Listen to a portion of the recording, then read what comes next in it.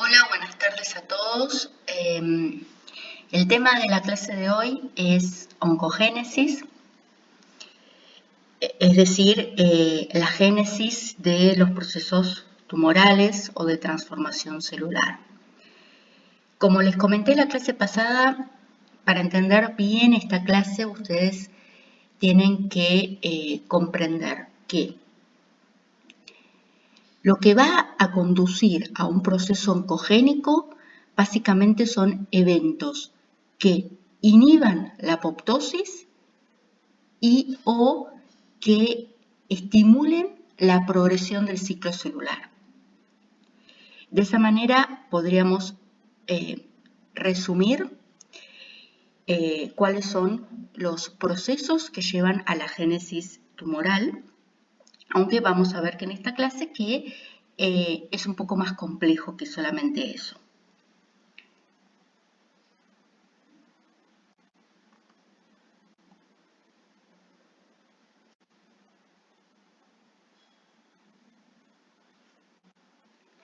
Bueno, antes de adentrarnos en lo que sería el tema de la clase, que en realidad es oncogénesis desde un punto de vista molecular, desde el punto de vista de la biología molecular, quiero dejar en claro que desde lo macroscópico y sobre todo desde el crecimiento o el cultivo de las células, ya se pueden observar diferencias entre una célula normal y una célula tumoral, una célula oncogénica. En primer lugar, en esta tabla se menciona la dependencia del anclaje en superficie sólida. Normalmente las células para crecer in vitro en un cultivo necesitan estar unidas a una superficie sólida, a una base. Aunque si bien existen células que pueden crecer en suspensión, como serían todas las células del linaje sanguíneo. Por definición, una célula tumoral no necesita estar anclada sobre una superficie, puede crecer fácilmente en suspensión. Una característica fundamental de la célula tumoral es que no depende o no necesita de factores de crecimiento para proliferar.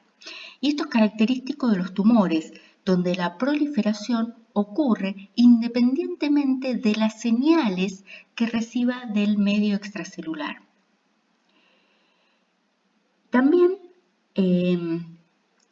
la célula normal tiene un crecimiento que presenta una inhibición dependiente de la densidad o dependiente del contacto. ¿Esto qué quiere decir? Que una célula en un tejido o en una cápsula de Petri va a crecer hasta que entre en contacto por todos sus polos con alguna otra estructura o alguna otra célula, y en ese momento va a detener su crecimiento. Esto determina la formación de tejidos que tienen una cierta estructura normal. En el caso de las células tumorales oncogénicas, ese crecimiento es desmedido, es continuo y no se inhibe ni por la ausencia de factores de crecimiento en el medio celular, ni por la presencia de otras células a su alrededor. Por eso, básicamente, un tumor, desde el punto de vista anatomopatológico, es una masa que ocupa espacio, es una masa de células que tienen un crecimiento exacerbado. La célula tumoral tiene una desorganización de su citoesqueleto y obviamente si yo tomo una célula tumoral de un cultivo y la inyecto en un animal de experimentación, lo normal es que esa célula tumoral genere tumores en el animal de experimentación. Ahora, desde el punto de vista molecular, desde la biología molecular, existen varios eventos llamados hallmarks o marcadores principales del cáncer, como pueden ser, que ustedes están leyendo en la pantalla, el tema de la desregulación del ciclo celular, la inhibición de la apoptosis, la alteración de la reparación del ADN, la desregulación de la angiogénesis, la invasión, metástasis, inflamación, alteración de la respuesta inmune, la inmortalización celular, la inmunosupresión, la desregulación de los checkpoints del ciclo celular. Todos estos eventos moleculares, que como se imaginan ustedes implican varios procesos celulares, desde el punto de vista genético pueden resumirse porque involucran a tres tipos de genes: a los protoncogenes, a los genes supresores de tumores y en realidad a dos genes que constituyen la síntesis o expresión de una enzima muy asociada con la oncogénesis, que es la telomerasa. Entonces, prácticamente podríamos decir que en cualquier tipo de cáncer o cualquier tipo de proceso tumoral vamos a encontrar alteraciones en todos o en la gran mayoría de estos tres genes. ¿Y por qué solo tres genes? ¿Existe esto alguna asociación con lo que se ve en la clínica? Sí. Un grupo de epidemiólogos, basándose en un análisis estadístico, sugirieron que la mejor forma de explicar que la incidencia de cáncer, como vemos nosotros en la práctica clínica, normalmente aumenta cuanto mayor es la edad del individuo, sería que esta tumorigénesis o oncogénesis necesitaría de que exista una serie o una sumatoria de pasos que tienen que ocurrir en esa célula, de eventos que tienen que ocurrir en esa célula, de mutaciones, de alteraciones que tienen que ocurrir en esa célula para que se manifieste el cáncer. Y estos epidemiólogos hicieron un cálculo que no es necesario, digamos, que ustedes lo sepan a rajatabla, pero para que ustedes vean, digamos, que lo que nosotros vemos desde el punto de vista biológico, desde el punto de vista de la biología molecular, cuando se analiza el genoma o la expresión génica en una célula tumoral, tiene también un impacto a nivel clínico. Estos epidemiólogos calcularon que las posibilidades para que un gen se mute por un error durante un ciclo celular es de 1 en cada 1.000.000 de ciclos celulares. Entonces, de 1.000.000 de ciclos celulares existe la posibilidad que en uno de esos ciclos celulares, por error, un gen resulte mutado, por ejemplo, en la replicación del ADN. Estos epidemiólogos calcularon que una célula tiene a lo largo de su vida, o realiza a lo largo de su vida, 10 a la 16 ciclos celulares. Si nosotros consideramos que son 3 pasos o 3 mutaciones las necesarias para el proceso de tumorigénesis, estaríamos hablando de una probabilidad de 1 en 10 a la 18. Y dado que existen 10 a la 16 ciclos celulares en la vida de una célula, nos da un resultado de 1 en 100, que más o menos, considerando en su totalidad a todos los distintos tipos de cáncer, es el número de personas que pueden llegar a padecer cáncer en algún momento de su vida. Y el hecho de que sea una sucesión o una sumatoria de 3 pasos o 3 eventos explicaría por qué los pacientes con cáncer o la incidencia de cáncer normalmente aumenta en personas de edad avanzada. Entonces, básicamente todo esto es para llevarlos a esta conclusión de que existen 3 golpes o 3 eventos necesarios que tienen que sumarse para el cáncer. Que un protoncogen esté mutado y esa mutación le genera una ganancia de su función, convirtiéndole en un oncogen. Que los genes supresores de tumores estén mutados de manera que pierden su función, o bien que la telomerasa está activa. La mutación puede ocurrir por agentes exógenos, como vamos a ver más adelante hablando de radiaciones de tipo rayos X, gamma, ultravioleta, agentes químicos, agentes exógenos como por ejemplo la infección por ciertos virus que pueden producir una inserción de su genoma en el genoma humano y alterarlo, O también podemos hablar de alteraciones genéticas. Dentro de esas alteraciones genéticas que pueden llevar a la oncogénesis existen las mutaciones puntuales, los eventos de delesión, la amplificación génica, que es el aumento del número de copias de un gen, la translocación, acá no sería una causa a nivel génico, sino a nivel cromosómico. Acuérdense que la translocación es el intercambio de segmentos de un cromosoma. Como ya mencioné, la inserción de parte o todo un genoma viral dentro del genoma humano, alterando, por ejemplo, la estructura de un gen celular, y la expansión de secuencias repetitivas de nucleótidos en el caso de falla de reparación del ADN. Entonces, el primer grupo de genes que vamos a hablar son los protooncogenes.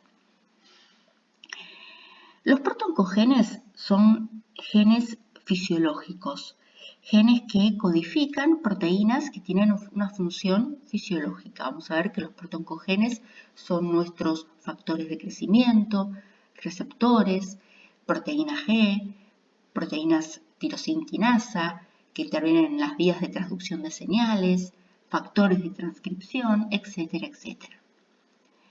Cuando un protooncogen sufre algún tipo de mutación, como las que mencioné en la imagen anterior, recibe el nombre de oncogen.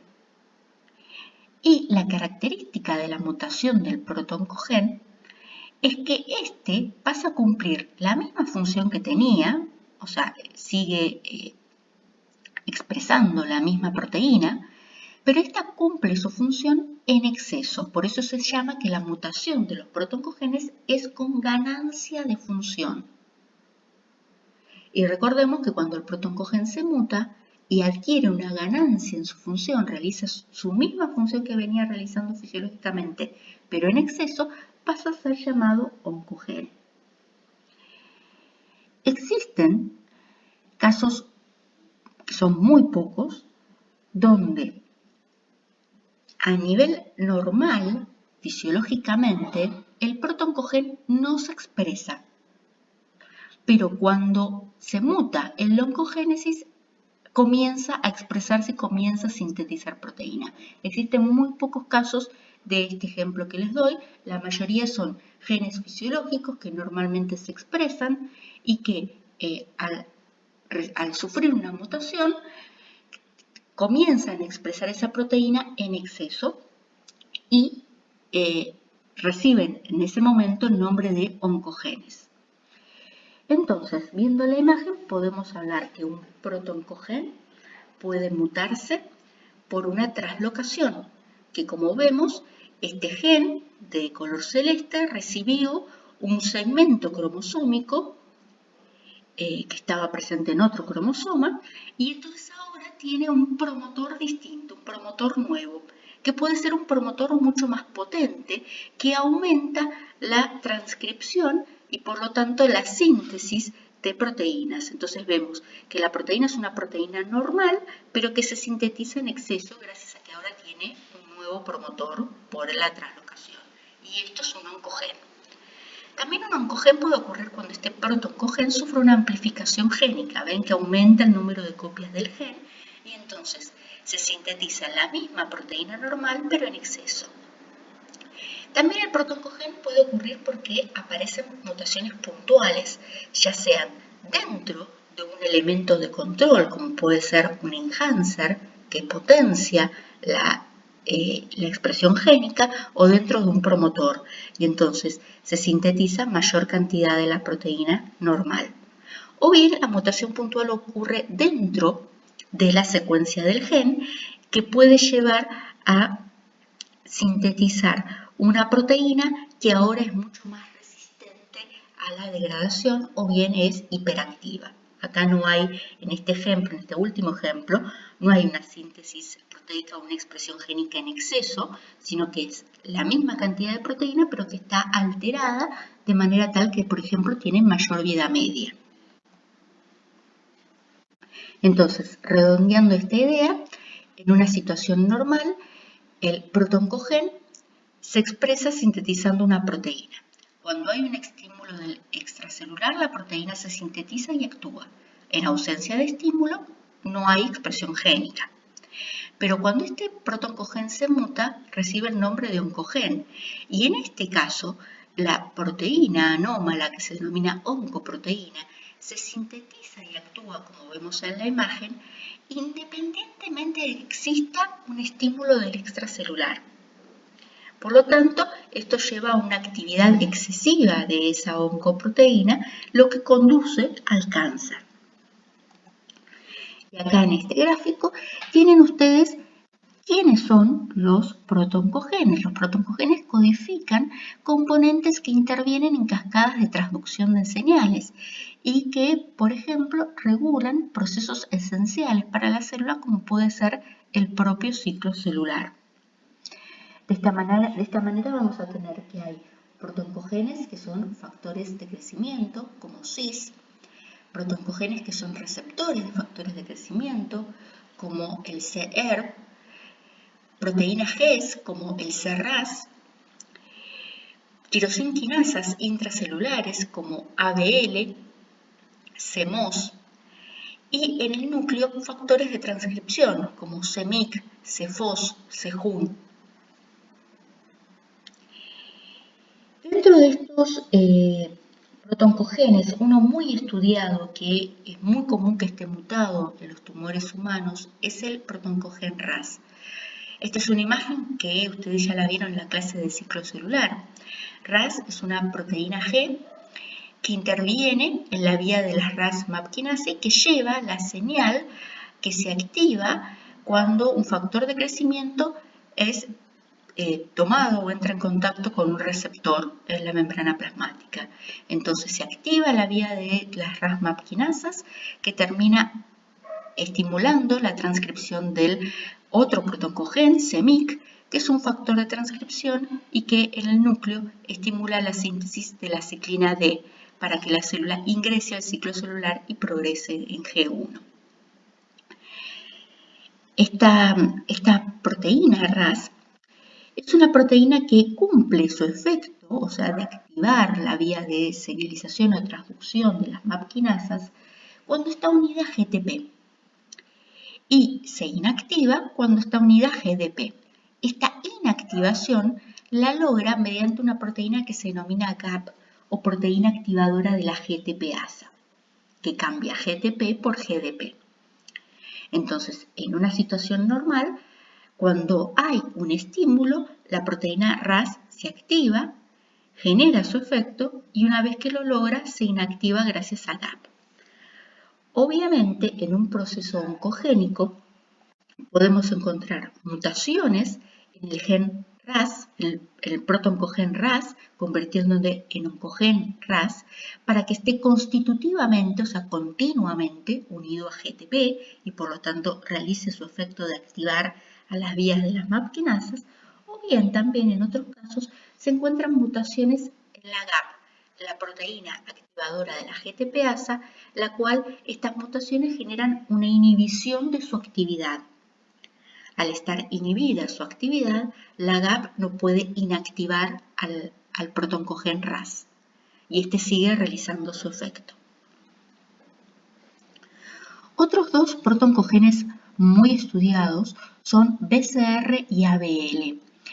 Estos dos protoncogenes, que están uno en el cromosoma 9 y otro en el cromosoma 22, sufren eventos de translocación cromosómica. Como vemos aquí, hay una movilidad, un intercambio de segmentos cromosómicos, formando lo que se denomina luego de esta translocación entre el 9 y el 22, el cromosoma de Filadelfia. Este cromosoma de Filadelfia o la presencia de este cromosoma de Filadelfia en un cariotipo es diagnóstico de los pacientes que sufren leucemia mieloide crónica. Así de importancia es esta translocación entre estos dos protoncogenes. Desde el punto de vista molecular, la generación de esta translocación hace que se exprese ahora una oncoproteína BCR-ABL que tiene una gran cantidad de funciones a nivel celular que generan la oncogénesis. Por ejemplo, altera al citoesqueleto, aumenta la transcripción de CEMIC en el núcleo. Por ejemplo, activa a la RAS en la traducción de señales con la vía de las MAP quinasas, y acá vemos otra función de la oncoproteína que es inhibir el proceso de apoptosis. Ustedes seguramente se darán cuenta cuando escuchen esta clase o cuando lean la literatura que yo hablo mucho de CMYC o CABL, CFOS, CJUN. Esa C se refiere a que estoy mencionando, me estoy refiriendo a los oncogenes celulares. ¿Por qué? Porque estos protooncogenes celulares tienen homólogos en determinados virus. Como ven en el listado, existe un gran número de virus no humanos, sino de distintas especies animales, que tienen oncogenes virales cuya secuencia es idéntica a la de los oncogenes humanos que nosotros tenemos. Por eso cuando se hace referencia a los oncogenes celulares se le pone una C previamente, y cuando se hace referencia a los oncogenes virales se escribe una B corta, seguida de un guión. El origen entonces de estos protooncogenes en nuestro genoma se podría inferir que son producto de infecciones virales que han ocurrido antiguamente en el ser humano y que estos virus se han integrado al genoma humano, y en esa integración han dejado consigo como regalo para el genoma humano a estos protooncogenes. También existe la posibilidad de que en el tumor se produzca la mutación de los genes supresores de tumores, que son el segundo gran grupo de genes que están alterados en los tumores, en los procesos oncogénicos. Estos genes supresores de tumores son genes que normalmente también cumplen funciones fisiológicas, son genes que vamos a ver intervienen en la regulación del ciclo celular, en la regulación de la apoptosis, en la reparación del ADN, y que normalmente, si son genes que normalmente suprimen tumores en un proceso oncogénico, estos genes tienen que estar mutados con pérdida de función, o sea, su función está inhibida. Dentro de los genes supresores de tumores más conocidos, podemos encontrar proteínas que están en la superficie de la célula, como el receptor de TGF-beta, que inhibe el crecimiento celular, la caderina E, genes o proteínas que están en el citoesqueleto, bajo la membrana citoplasmática, como NF1 y NF2, cuya mutación se asocia a neurofibromatosis, que es un tipo de tumor hereditario, neurológico. El gen APC, que está mutado en cáncer de colon y poliposis adenomatosa familiar. Y en el núcleo encontramos una serie de factores de transcripción que actúan como genes supresores de tumores, algunos de los cuales ustedes ya conocen, como PRB y P53, pero también otros nuevos para ustedes como BRCA1 y BRCA2, que están asociados al cáncer de mama hereditario. Bien, vamos a hablar dentro de estos genes supresores de tumores de dos de ellos que son muy importantes. En primer lugar, la P53. La P53 es una proteína de 53 kilodaltons que prácticamente es ubicua, está ubicada en todas las células del organismo. El gen de la P53 se ubica en el brazo corto del cromosoma 17. Como ustedes ya saben, la P53 es considerada el guardián del genoma porque interviene en la regulación del ciclo celular y en la regulación de la apoptosis, o sea, es aquella proteína que ante un daño en el ADN o un daño en el ciclo celular puede detener el ciclo celular, estimular la reparación del ADN. Si ese daño es demasiado grande, es posible que estimule la apoptosis. Es por lo tanto una proteína proapoptótica. Es una proteína que para cumplir su función actúa en forma tetramérica, o sea, se necesitan 4 subunidades de la P53 para obtener una proteína funcional, una proteína activa. Nosotros vemos en esta imagen la secuencia del gen y vemos que hay regiones de unión al ADN, región que activa la transcripción, porque básicamente la P53 es un transactivador transcripcional. O sea, lo que hace la P53 es estimular la transcripción de un gran número de efectores, entre los cuales ustedes conocen a VAX, a NOXA, a PUMA, a P21, etc. Tiene también un dominio de oligomerización y un dominio de unión al ADN dañado. Vemos nosotros que dentro de esta secuencia génica, la mayoría de las alteraciones en los tumores se encuentran en la región de unión al ADN. La mayoría de las mutaciones que afectan a la P53, aproximadamente el 80%, son mutaciones puntuales en esta región, en este dominio de la secuencia. Si bien la P53 está mutada en la gran mayoría de los tumores humanos, existe un síndrome hereditario que se denomina síndrome de Li-Fraumeni, donde la P53 directamente está ausente, no cumple ninguna función. Las personas, o mejor dicho, las familias que tienen la herencia de la P53 mutada y que sufren este síndrome de Li-Fraumeni, se imaginarán ustedes, padecen de un gran número de tumores en distintos tipos de órganos, cáncer de mama, de ovario, sarcoma de partes blandas, cáncer de pulmón, etcétera, etcétera. ¿Por qué? Porque pierden la actividad de este gran guardián del genoma. Con respecto al síndrome de Li-Fraumeni, algo característico es que la herencia es dominante con dominancia negativa. ¿Qué significa esto?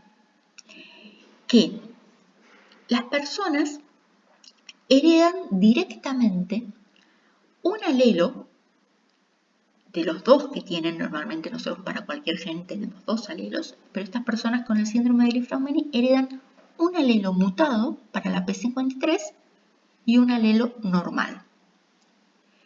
En el caso de la P53, solamente la presencia de ese alelo mutado puede lograr la expresión del síndrome o la expresión de los tumores por algo que se denomina dominancia negativa. ¿Y qué es lo que vemos en esta imagen de acá? Ven ustedes que la proteína salvaje o wild type de la P53 es una proteína tetramérica, 4 subunidades, que cuando las 4 subunidades están presentes y son normales, la P53 cumple su función y detiene el crecimiento celular. Si la P53 está ausente, el crecimiento celular es irrestricto, continuo. Pero ¿qué pasa si solamente una subunidad está mutada? Con el caso de una herencia dominante, nosotros tenemos un alelo normal que sintetiza subunidades de la P53 normal y un alelo mutado que sintetiza subunidades de la P53 mutadas. Esto va a determinar que se formen proteínas tetraméricas con alguna subunidad que esté mutada. Y aunque una sola subunidad esté mutada, esto altera la función de toda la proteína. Entonces, esto es lo que se denomina herencia dominante. Yo heredo un solo alelo mutado y el otro es normal, con dominancia negativa. Aunque un alelo esté mutado, se forman proteínas tetraméricas con subunidades normales y mutadas, y esto altera la función de toda la proteína. Otro gen supresor de tumores es el PRB, ubicado en el cromosoma 13. El PRB significa proteína del retinoblastoma porque esta proteína que ustedes conocen muy bien en el caso de la regulación del ciclo celular, se asocia a un tipo de tumor de la retina que es el retinoblastoma. Existen dos formas de presentación clínica del retinoblastoma, el retinoblastoma hereditario y el retinoblastoma no hereditario o esporádico. El retinoblastoma hereditario se da en familias que heredan un solo alelo mutado. O sea, nosotros tenemos normalmente, en los individuos normales, 2 alelos normales de PRB. Las personas que tienen retinoblastoma hereditario elevan un alelo normal y un alelo mutado. Pero en este caso, aunque la herencia es dominante, la expresión del tumor es recesiva. Para que se pueda manifestar el retinoblastoma se necesita que a lo largo de la vida de esa persona se mute el otro alelo de PRB. Esto es lo que se denomina pérdida de la heterocigosis. Y por lo tanto, de esta manera se genera la forma hereditaria del retinoblastoma. También ustedes entenderán que estos individuos que heredan ya de por sí en su línea germinal, en sus células embrionarias, un alelo mutado del retinoblastoma, son pacientes que pueden sufrir o pueden manifestar el retinoblastoma siendo muy jóvenes, como vemos en este caso de un bebito, de un nenito con un retinoblastoma. ¿Por qué? Porque la posibilidad que a lo largo de su vida, de sus ciclos celulares, se mute el otro alelo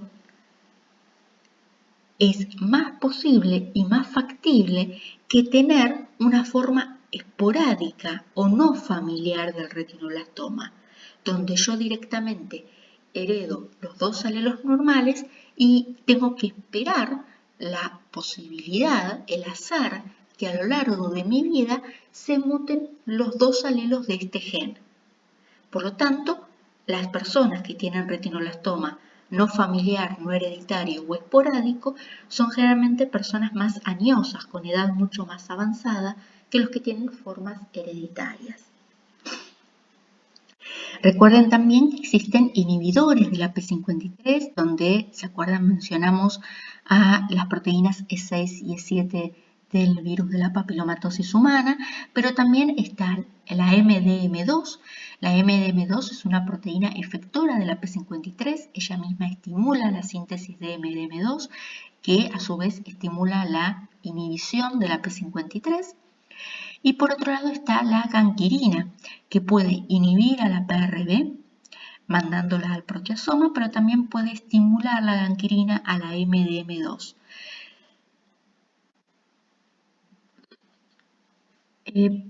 Por otro lado, para hacer un resumen entre oncogenes y genes supresores de tumores, tienen que recordar que los oncogenes se mutan por activación de su función, por ganancia de función. La expresión de los oncogenes es siempre dominante, o sea, con que uno ya tenga un alelo mutado de un protooncogen, ya se expresa el tumor. Entonces, la expresión es dominante y la herencia también es dominante. Normalmente, los tumores que se producen por mutaciones de un protooncogen no son hereditarios, sino que son tumores que ocurren por el azar, por algún error en la replicación, una mutación, un agente exógeno, etc., en un tejido somático, en una célula somática. Y repito, la herencia es dominante y la expresión es dominante. Solamente teniendo un alelo mutado se manifiesta el tumor. En el caso de los genes supresores de tumores, con la excepción de la P53 y el síndrome de Li-Fraumeni, vemos que la expresión es recesiva. Yo necesito que estén mutados los 2 alelos para que se manifieste el tumor. Si bien pueden haber formas hereditarias donde yo ya heredo un solo alelo mutado en mis células germinales, o bien en las formas esporádicas o no familiares donde la mutación ocurre en las células somáticas. Pero recuerden que siempre para que se manifieste el tumor tiene que haber mutación de los 2 alelos, ya sea que los 2 se mutaron a lo largo de mi vida en células somáticas o que yo ya heredé de mi familia uno y a lo largo de mi vida se mutó el otro alelo. Expresión recesiva. En el caso del síndrome de Li-Fraumeni por la P53 hay una herencia dominante, con con dominancia negativa, donde directamente estos pacientes con este síndrome hereditario heredan un alelo mutado de la P53. Y dada la actividad de esta proteína tetramérica, la presencia de subunidades mutadas alteran su función. Dentro de los genes supresores de tumores también hay una gran familia de genes que son los genes que reparan el ADN. Estos genes, al igual que los supresores de tumores, son herencia dominante con expresión recesiva, o sea, se hereda en estos síndromes hereditarios que vamos a ver un alelo mutado y se necesita la mutación del otro alelo, o sea, de los dos para que se manifieste el tumor. Son todas series de síndromes o tumores hereditarios familiares, entre los cuales está el síndrome de Bloom, la ataxia telangiectasia, el xeroderma pigmentoso, la anemia de Fanconi, el cáncer colorectal hereditario no polipósico. Estos genes que reparan el ADN son básicamente nuestro mecanismo de reparación, nuestro SAMe, nuestro mecanismo de emergencia, que lo que hacen es detectar un daño en el genoma y repararlo. En el caso de que no se pueda reparar, la célula tendría que entrar en apoptosis. Obviamente la importancia clínica es que si nosotros perdemos o tenemos mutados algunos de estos mecanismos de reparación del ADN, es sinónimo de origen de enfermedades neoplásicas. ¿Cuáles son los daños que puede sufrir el ADN? El ADN puede dañarse por errores intrínsecos propios de la replicación o por agentes exógenos como pueden ser radiaciones, rayos X, gamma, ultravioleta, agentes citostáticos, hidrocarbonados, policíclicos, alquilantes, o bien radicales libres de oxígeno que pueden llegar a ocurrir también por eventos intracelulares, por pérdida de la homeostasis celular, por señales que vienen del medio externo. Ante cada uno de estos mecanismos de daño existen 5 mecanismos diferentes de reparación del ADN, que vamos a hablar en la segunda parte de la clase. Reparación por escisión de bases, reversión directa del daño, reparación por escisión de nucleótidos, el mismatch repair y la reparación por recombinación homóloga. Como ven en esta imagen, dependiendo del tipo de daño que ocurra en el ADN, sea un error en la replicación, un rayo X, luz ultravioleta, radicales libres de oxígeno, agentes alquilantes, etc., existe un mecanismo distinto de reparación que es el que se activa, porque cada tipo de daño, cada tipo de agente produce un daño distinto en el ADN y por lo tanto se activa un mecanismo distinto de reparación. Ante el daño, lo primero que ocurre es que se detiene el ciclo celular. Si el daño puede ser reparado, es reparado, y si no, se estimula la apoptosis. En caso de alteración de este mecanismo de reparación, se asocia con la oncogénesis. Bueno, entonces paramos hasta acá y ahora seguimos con la segunda parte.